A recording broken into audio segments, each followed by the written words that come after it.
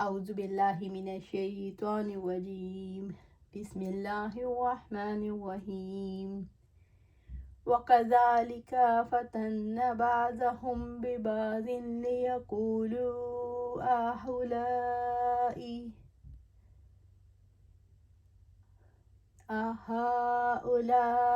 من الله عليهم من بيننا أليس اللہ بعالم بالشاکرین۔ اور اسی طرح ہم نے انہیں ایک دوسرے سے آزمایا تاکہ وہ کہیں کہ کیا یہی وہ لوگ ہیں جن پر ہمارے درمیان اللہ تعالیٰ نے احسان کیا ہے؟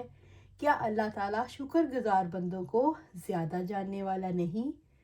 سورۃ الانعام آیا 53۔ وَكَذَلِكَ فَتَنَّا بَعْضَهُمْ بِبَعْضٍ، اور اسی طرح ہم نے انہیں ایک دوسرے سے آزمایا۔ اللہ تعالیٰ نے بندوں کو ایک جیسے حالات میں نہیں رکھا، کسی کو مالدار بنایا اور کسی کو فقیر، بعض کو صاحب شرف پیدا کیا، بعض کو گھٹیا اور کمتر، لیکن ایمان کی دولت میں اللہ تعالیٰ نے ہر ایک کو حصہ دیا ہے۔ جب اللہ تعالیٰ کسی نادار اور کم تر شخص کو ایمان کی دولت عطا کرتے ہیں تو یہ مالداروں اور بلند مرتبہ لوگوں کے لیے امتحان بن جاتا ہے۔ اس موقع پر ایمان لانے کا مقصد واضح ہو جاتا ہے۔ اگر وہ حق کی طلب میں سچا ہو تو ایمان لا کر حق کی پیروی کرتا ہے، اور اگر وہ حق کی طلب میں سچا نہ ہو تو اس منزل پر حق کی اتباع کرنا اس کے لیے مشکل ہو جاتا ہے۔ پھر وہ نادار اور کم مرتبہ ایمان لانے والوں پر اعتراض کرتا ہے۔ اللہ تعالیٰ نے لوگوں کو کیسے فتنے میں مبتلا کیا؟ نسب اور مال پر غرور کی وجہ سے اللہ تعالیٰ نے لوگوں کو فتنے میں ڈال دیا تھا۔ جب یہ لوگ دیکھتے تھے کہ حق کے گرد معمولی حیثیت کے لوگ جمع ہیں تو انہیں لگتا تھا کہ اپنی حیثیت کو گرا لیں گے۔ لِيَقُولُوا أَهَؤُلَاءِ مِنَ اللَّهِ عَلَيْهِمْ مِنْ بَيْنِنَا، تاکہ وہ کہیں کہ کیا یہی وہ لوگ ہیں جن پر ہمارے درمیان اللہ تعالیٰ نے احسان کیا ہے؟ وقت کے بڑے اسلام سے متنفر کیوں ہو گئے؟ مالدار متکبرین کا تاثر یہ تھا کہ یہ کیسے ممکن ہے کہ کوئی معمولی حیثیت کے لوگ اللہ تعالیٰ کے فضل و کرم کے مالک بن جائیں۔ ان کا خیال تھا اگر اس دین میں کوئی خیر ہوتی تو ہم سب سے آگے ہوتے، اللہ تعالیٰ ہماری رہنمائی فرماتا۔ انہیں اس بات پر حیرت ہوتی تھی کہ اللہ تعالیٰ کمزوروں اور ناداروں کو اپنے فضل کے لیے منتخب کر لے، جبکہ ہم صاحب حیثیت اور مرتبہ رکھنے والے لوگ ہیں۔ الیس اللہ بعالم بالشاکرین، کیا اللہ تعالیٰ شکر گزار بندوں کو زیادہ جاننے والا نہیں؟ اس سے کیا سمجھایا گیا ہے؟ اللہ تعالیٰ اپنا فضل و کرم کرتا ہے جن کے بارے میں یہ پتہ ہوتا ہے کہ وہ انعامات پر شکر ادا کریں۔ انسان اگرچہ نعمتوں پر شکر ادا کرنے کا حق تو ادا نہیں کر سکتا، مگر اللہ تعالیٰ قلیل شکر کو قبول کر کے ایسا اجر عطا فرماتے ہیں جس کا کوئی نعم البدل نہیں۔ ایمان کی دولت اللہ تعالیٰ ان لوگوں کو نصیب کرتا ہے جو شکر بجا لاتے ہیں، اگرچہ وہ معمولی حیثیت کے لوگ ہوں، کیونکہ اللہ تعالیٰ کے یہاں دولت اور مال کا کوئی وزن نہیں۔ ابو ہریرہ رضی اللہ تعالیٰ عنہ بیان کرتے ہیں کہ رسول اللہ صلی اللہ علیہ وآلہ وسلم نے فرمایا، کتنے ہی ایسے لوگ ہیں کہ وہ پریشان حال اور غبار آلود بالوں والے ہیں، دروازوں پر سے انہیں دھکیل دیا جاتا ہے، لیکن اگر وہ اللہ تعالیٰ کے بھروسے پر قسم کھا بیٹھیں تو اللہ تعالیٰ ان کی قسم پوری کر دے، یعنی اللہ کے نزدیک مقبول ہیں، کو دنیا داروں کی نظروں میں حقیر ہیں۔ جابر بن عبداللہ رضی اللہ تعالیٰ عنہ بیان کرتے ہیں کہ رسول اللہ صلی اللہ علیہ وآلہ وسلم نے فرمایا، محتاج و فقیر مسلمان مالداروں سے 40 سال پہلے جنت میں جائیں گے۔ سبحان اللہ۔ ابو ہریرہ رضی اللہ تعالیٰ عنہ بیان کرتے ہیں کہ رسول اللہ صلی اللہ علیہ وآلہ وسلم نے فرمایا، بے شک اللہ تعالیٰ تمہاری صورتوں اور تمہارے اموال کی طرف نہیں دیکھتا، بلکہ وہ تو تمہارے دلوں اور اعمال کی طرف دیکھتا ہے۔ مجلس رسول میں صلی اللہ علیہ وآلہ وسلم میں مستقل شرکت کا حق کن لوگوں کو دیا گیا؟ مجلس رسول میں مستقل شرکت کا حق ان لوگوں کو دیا گیا جو لوگ ایمان رکھتے تھے اور عقیدے کے اعتبار سے مضبوط تھے، جو رات دن اپنے رب کو پکارتے تھے، جو اللہ تعالیٰ کی رضائی طلب میں مصروف رہتے تھے۔ عبداللہ بن عباس رضی اللہ تعالیٰ عنہ بیان کرتے ہیں، شاہ روم ہرقل نے جب ابو سفیان سے کچھ سوالات پوچھے تو ان میں سے ایک یہی تھا کہ نبی اکرم صلی اللہ علیہ وآلہ وسلم کے بارے میں کہ یہ دولت مند لوگ اس نبی کی پیروی کرتے ہیں یا کمزور لوگ؟ تو ابو سفیان نے جواب دیا کہ کمزور لوگ ہی اس کی پیروی کرتے ہیں۔ یہ سن کر ہرقل نے کہا تھا، رسولوں کے پیروکار کمزور لوگ ہی ہوتے ہیں۔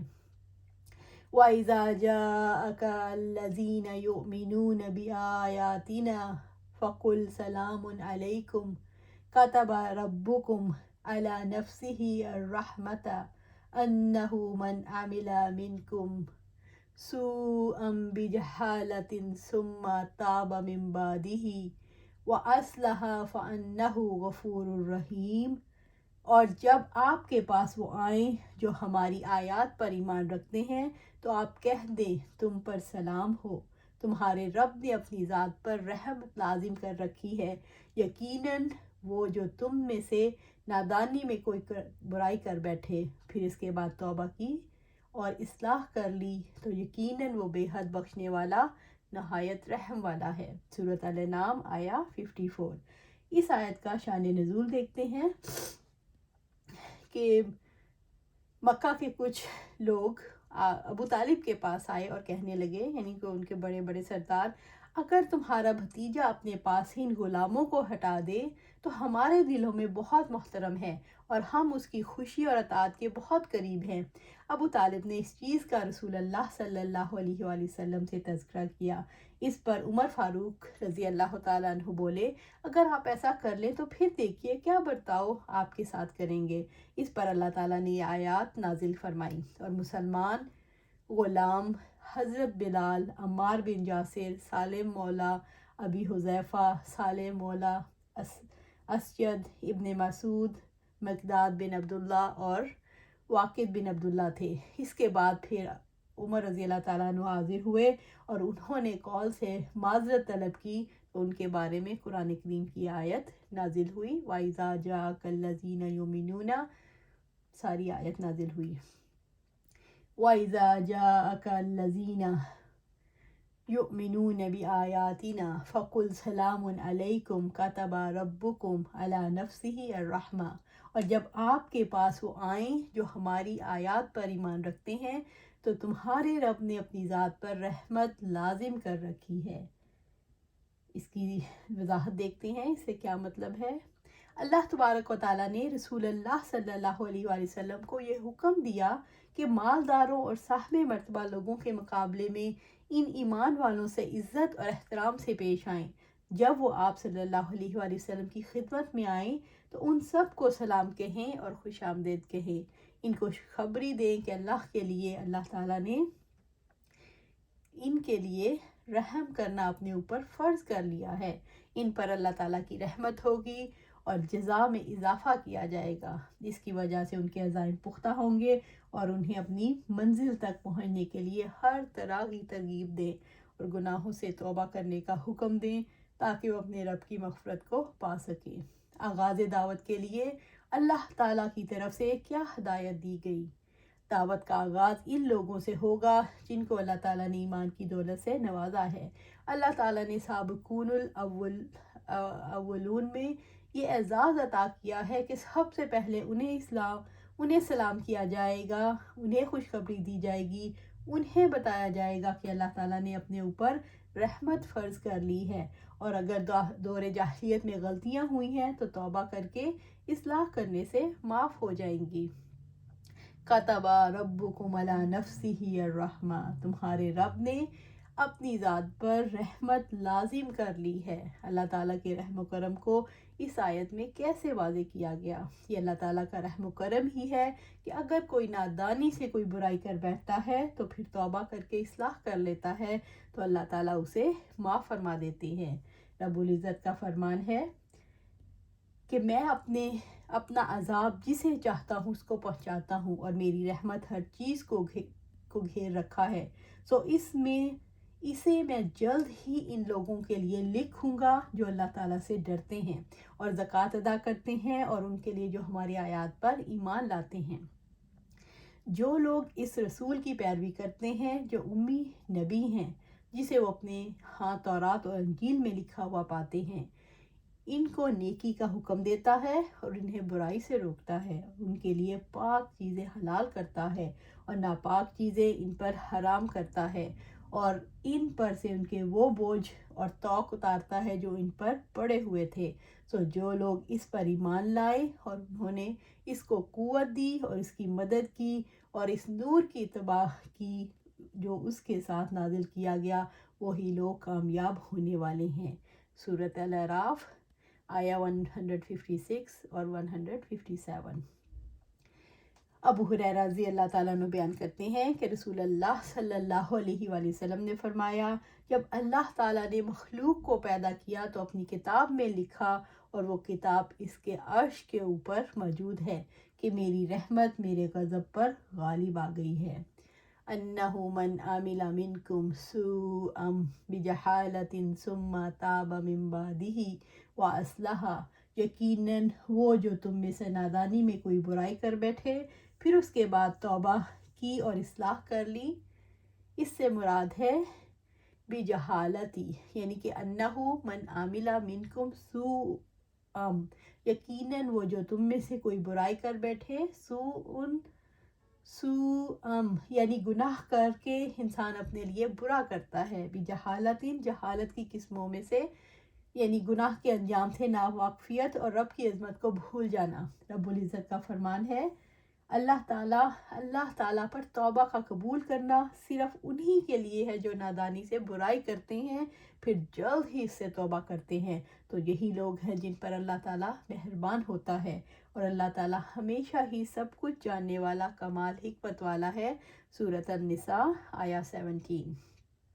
جو بھی اللہ تعالیٰ کی نافرمانی کرتا ہے وہ جاہل ہے، ثم تاب من بعدہ واصلح، پھر اس کے بعد توبہ کی اور اصلاح کر لی، یعنی گناہ سے نکل آیا، نادم ہوا اور اس نے استغفار کی اور نیک اعمال کے ذریعے اپنی اصلاح کر لی۔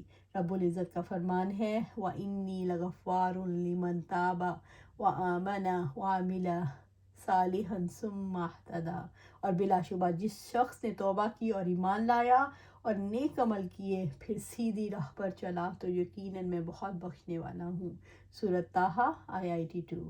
ابو ہریرہ رضی اللہ تعالیٰ عنہ سے روایت ہے کہ آپ صلی اللہ علیہ وآلہ وسلم نے معاذ بن جبل رضی اللہ تعالیٰ عنہ سے فرمایا، کیا تم جانتے ہو کہ اللہ تعالیٰ کا بندوں پر کیا حق ہے؟ وہ یہ کہ بندے اس کی عبادت کریں اور اس کے ساتھ کسی کو شریک نہ ٹھہرائیں۔ پھر فرمایا، کیا تم جانتے ہو بندوں کا حق اللہ پر کیا ہے؟ یہ کہ انہیں عذاب نہ دے۔ سبحان اللہ، اللہ نے بندوں کو بھی ان کا حق دیا ہے کہ اللہ انہیں عذاب نہیں دے گا جو اللہ کو کے ساتھ شرک نہیں کریں گے، تو اللہ سبحانہ تعالیٰ ہمیں ان میں شامل کر دے۔ اسلام کی سربلندی کا اندازہ کیسے لگایا جا سکتا ہے؟ اسلام سچا فطری دین ہے، بلند اقدار رکھتا ہے، بھٹکی ہوئی انسانیت کے درد جو بھی ادھر ادھر درد کے مارے ہیں اس کی سربلندی کا اندازہ معاشرے کے کمزور اور پسے ہوئے افراد کے حقوق کے تحفظ سے ہوتا ہے، کہ اسلام جو نیچے اور پسا ہوا طبقہ ہے اس کے حقوق فراہم کرتا ہے۔ اللہ تعالیٰ نے اپنے نبی صلی اللہ علیہ وسلم کو حکم دیا انہیں سلام کرنے میں پہل کریں، جب کمزور لوگ مجلس میں بیٹھے ہوں تو انتظار کریں جب تک وہ خود نہ اٹھ جائیں، رسول اللہ صلی اللہ علیہ وسلم بھی نہ اٹھیں۔ کمزور لوگوں اور غلاموں کی ذہنیت سے بھی اسلام کی سربلندی کا اندازہ ہوتا ہے۔ وہ اللہ تعالیٰ کے ہاں اپنے مرتبے کا احساس رکھتے تھے، وہ اللہ تعالیٰ کے کام اور فرائض کے بارے میں احساس رکھتے تھے، وہ اللہ تعالیٰ کی راہ میں چلنے والی تلواروں کے بارے میں بھی احساس رکھتے تھے۔ یہ اللہ تعالیٰ کی تلواریں ہیں۔ جو لوگ اسلام قبول کرنے میں پیچھے رہ گئے تھے انہی میں ابو سفیان بھی تھے۔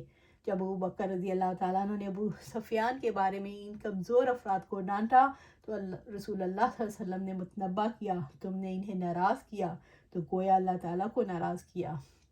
ابو بکر رضی اللہ تعالیٰ عنہ نے فوراً اٹھ کر ان لوگوں سے پوچھا کہ تم ناراض تو نہیں ہو گئے؟ تو انہوں نے جواب دیا، اللہ تمہاری مغفرت کرے۔ یہ انقلاب جو انسانی زندگی میں رونما ہوا، اس نے ساری قدریں بدل ڈالی، انسانی شعور کو بدل دیا، اسی نے تعصبات کو ختم کر دیا تھا۔ یہ اسلامی نظریہ حیات کی سربلندی ہے۔ فَإِنَّهُ غَفُورٌ الرحیم، تو یقیناً وہ بے حد بخشنے والا، نہایت رحم والا ہے۔ یعنی اللہ تعالیٰ نے ان کو جن امور کا حکم دیا ان کی بجاوری کے مطابق ان پر اپنی مغفرت اور رحمت کا فیضان کرتا ہے۔ ابو سعید خدری رضی اللہ تعالیٰ عنہ نبی صلی اللہ علیہ وآلہ وسلم سے روایت کرتے ہیں کہ آپ صلی اللہ علیہ وآلہ وسلم نے فرمایا، بنی اسرائیل میں ایک شخص تھا جس نے 99 آدمیوں کو ناحق قتل کیا تھا۔ پھر نادم ہو کر مسئلہ پوچھنے نکلا تو ایک درویش پادری کے پاس آیا اور اس سے کہا کہ کیا میری توبہ قبول ہو سکتی ہے؟ اس نے کہا نہیں۔ اس شخص نے پادری کو بھی قتل کر ڈالا۔